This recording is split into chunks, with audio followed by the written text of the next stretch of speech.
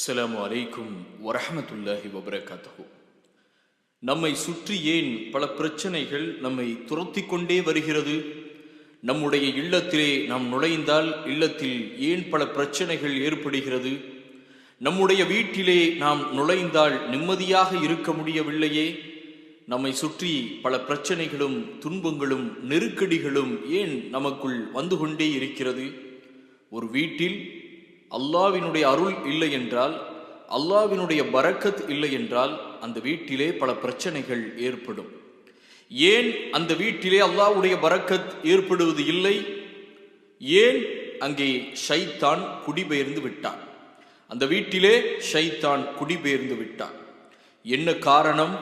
அல்லாஹ்வுடைய தூதர் ஸல்லல்லாஹு அலைஹி வஸல்லம் அவர்கள் சொல்லக்கூடிய ஹதீஸை பாருங்கள். திருமதி என்கின்ற நபிமொழி தொகுப்பிலே 2807வது ஹதீஸாக நூமான் பின் பசீர் ரலியல்லாஹு அன்ஹு அவர்கள் அறிவிக்கின்றார்கள்.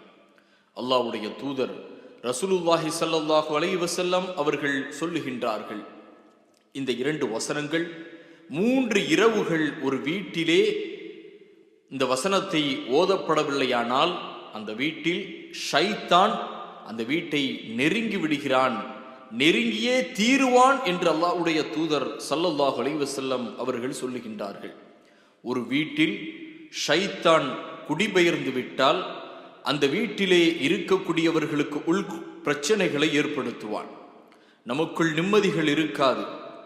நம்முடைய சுற்றி நடக்கக்கூடிய அனைத்து பிரச்சனைகளையும் சைத்தான் தூண்டிவிட்டு கொண்டே இருப்பான். அது இறுதியாக வேறு வேறு சிந்தனைகளுக்கு ஒரு மனிதனை கொண்டு போய் சென்றுவிடும்.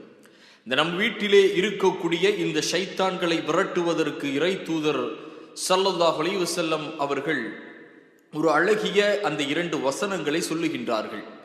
இந்த 2 வசனத்தை ஒவ்வொருவரும் அவர்களுடைய வீட்டிலே தினமும் ஓதிக்கொள்ள வேண்டும். இறை தூதர் ஸல்லல்லாஹு அலைஹி வஸல்லம் அவர்கள் எப்படி சொல்லுகின்றார்கள்? 3 இரவுகள் ஒரு வீட்டிலே அந்த 2 வசனங்களும் ஓதப்படவில்லையானால் ஷைத்தான் அவ்வீட்டை நெருங்கியே தீர்வான் என்று சொல்லுகின்றார்கள். ஆக நாம் 3 இரவுகள் தொடர்ச்சியாக நாம் இந்த 2 வசனங்களை ஓதிக்கொள்ள வேண்டும். அதே போல இந்த வசனங்கள் இருக்கக்கூடிய அத்தியாயத்தை ஓதுவதும் மிக சிறப்புக்கு உரியது என்று இறை தூதர் ஸல்லல்லாஹு அலைஹி வஸல்லம் அவர்கள் சொல்லுகின்றார்கள்.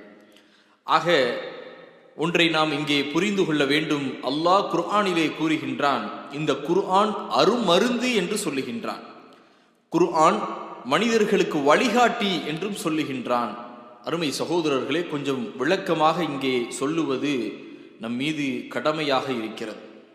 இந்த குர்ஆனை பொறுத்த வரைக்கும் ஒரு மனிதன் எப்படி வாழ வேண்டும், அதை போல இந்த உலகத்திற்கு பிறகு நடக்கக்கூடிய கியாம நாளிலே நடக்கக்கூடிய நிகழ்வுகளை குறித்தும் குர்ஆன் பேசுகின்றது. நபிமார்களுடைய வரலாற்றை பேசுகிறது. இதை அனைத்தையும் பேசக்கூடிய இந்த குர்ஆனில் தான் அல்லாஹ் கூறுகின்றான், இந்த குர்ஆன் மனித சமூகத்திற்கு ஒரு அருமருந்து என்று சொல்லுகின்றான்.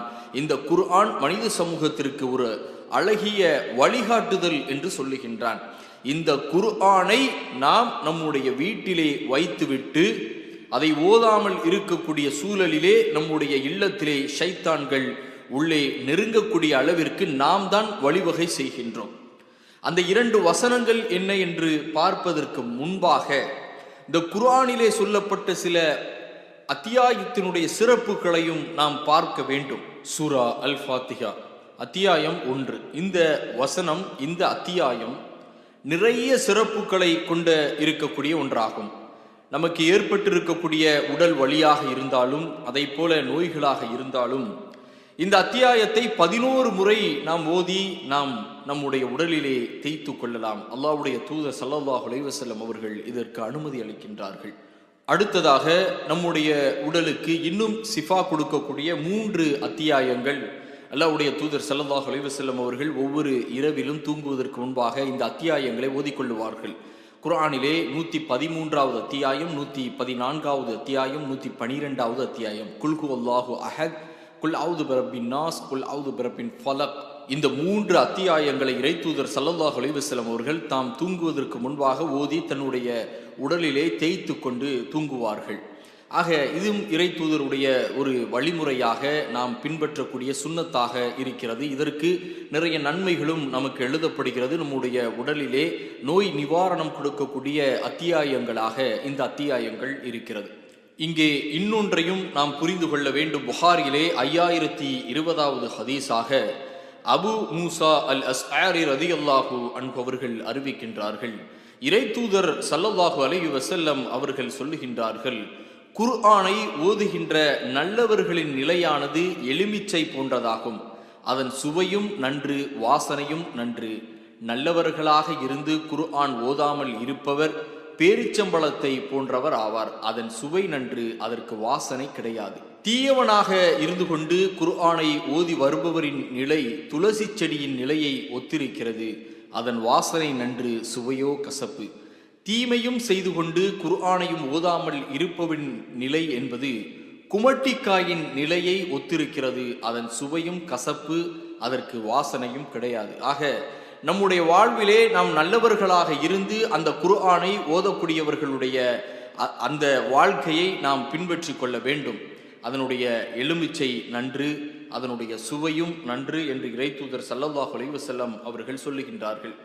ஆக நமக்கு ஏற்பட்டிருக்கக்கூடிய உடல் வலியாக இருந்தாலும் சரி, மனதளவிலே நாம் பாதிக்கப்பட்டு இருந்தாலும் சரி, குர்ஆனோடு நீங்கள் நட்புறவு கொள்ளுங்கள். நிச்சயமாக அல்லாஹ் உங்களுடைய வாழ்விலே நிறைய பிரகாசங்களை உங்களுடைய வாழ்விலே அல்லாஹ் ஏற்படுத்துவான். நபி ஸல்லல்லாஹு அலைஹி வஸல்லம் அவர்கள் சொல்லுகின்றார்கள், அல்லாஹ் சொல்லுவதாக, அல்லாஹ் சொல்லுகின்றான், என்னுடைய அடியான் என்னை பார்த்து அவன் நடந்து வந்தால் அவனை நோக்கி நான் ஓடி வருகிறேன் என்று சொல்லுகின்றான் என்று நபி ஸல்லல்லாஹு அலைஹி வஸல்லம் அவர்கள் சொல்லுகின்றார்கள். ஆக அல்லாஹ்வை நெருங்கக்கூடிய வழிமுறைகள், அவன் எதை இந்த மனித சமூகத்திற்கு தடை செய்திருக்கின்றானோ அதிலிருந்து நாம் விலகி கொள்ள வேண்டும். எதை அவன் அனுமதித்து செய்ய சொல்லுகின்றானோ அதிலே நாம் முழு கவனத்தோடு நம்முடைய வாழ்வை அமைத்து கொள்ள வேண்டும்.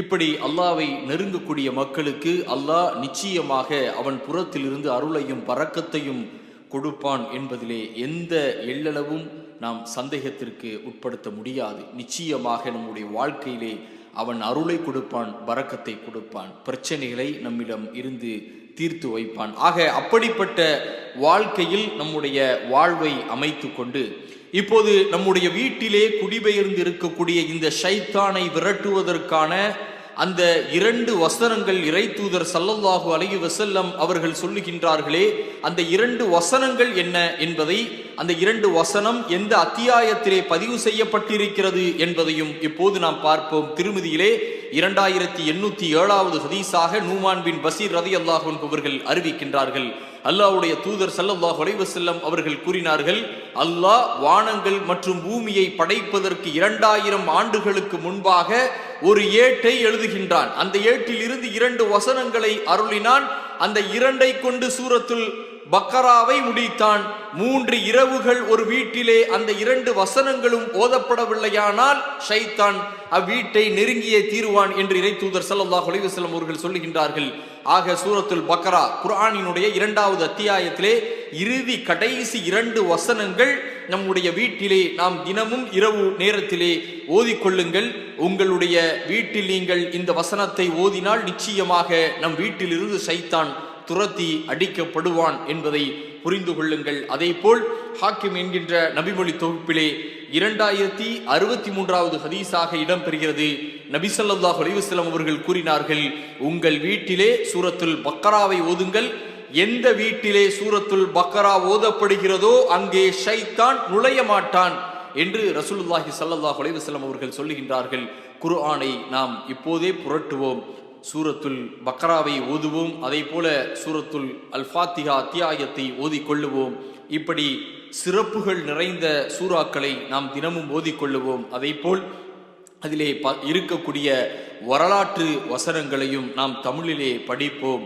நபிமார்களுடைய வரலாறை அல்லாஹ் பதிவு செய்கிறான் குர்ஆனிலே, அதை நாம் படிப்போம். அதை போல் இந்த உலகத்திற்கு பிறகு மறுமையிலே நடக்கக்கூடிய கேள்வி கணக்கை குறித்து குர்ஆனிலே சொல்லுகின்றான், அதை நாம் படிப்போம்.